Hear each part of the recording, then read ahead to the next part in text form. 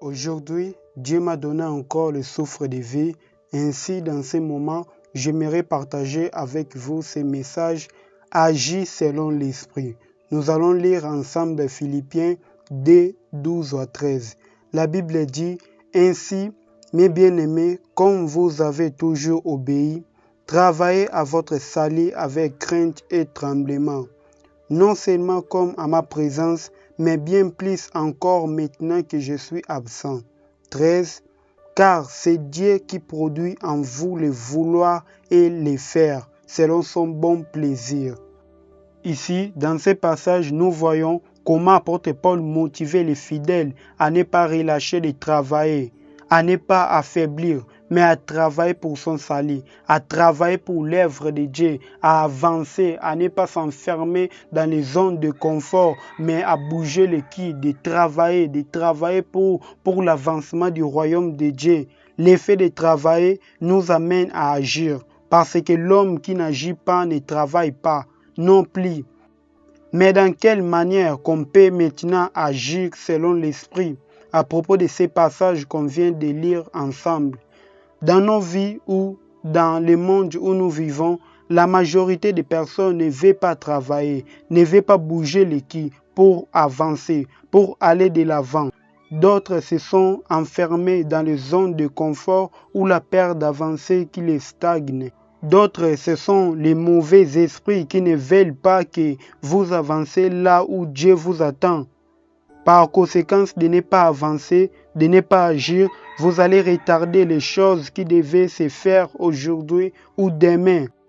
En cachant dans votre zone de confort, la pauvreté va vous surprendre, la ruine, les mauvais désirs, les mauvaises pensées de faire le mal va vous arriver parce que vous n'avancez pas, parce que vous ne travaillez pas, parce que vous n'agissez pas. Mais l'homme qui avance agit selon l'Esprit de Dieu.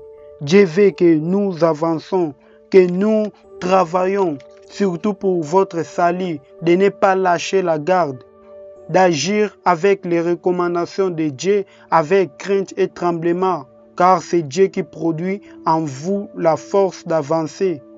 Quand tu marches, tu avances, tu vas du point A au point B. Pour pouvoir marcher dans l'Esprit, il faut d'abord recevoir l'Esprit. L'Esprit dont nous parlons ici est le Saint-Esprit de Dieu. Le Saint-Esprit est une force réelle qui nous donne le courage d'agir et d'avancer, de sortir de notre zone de confort et d'aller chercher Dieu, de travailler pour notre salut, de faire la volonté de Dieu, de travailler pour le royaume de Dieu. L'Esprit veut tout nous rappeler et nous consoler.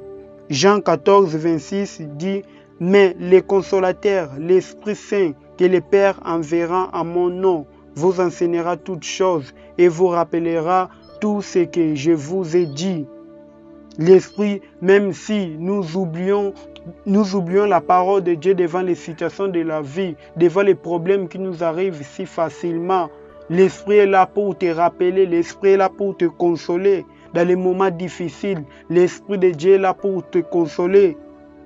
Celui qui marche selon l'Esprit porte toujours des fruits.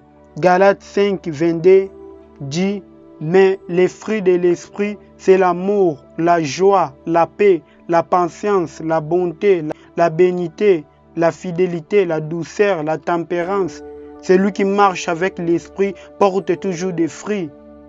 Et pour finir, dans 2 Timothée 1, 7, la Bible dit « Car ce n'est pas un esprit de timidité que Dieu nous a donné, mais un esprit de force, d'amour et de sagesse. » Que Dieu vous bénisse abondamment. Passez une bonne journée.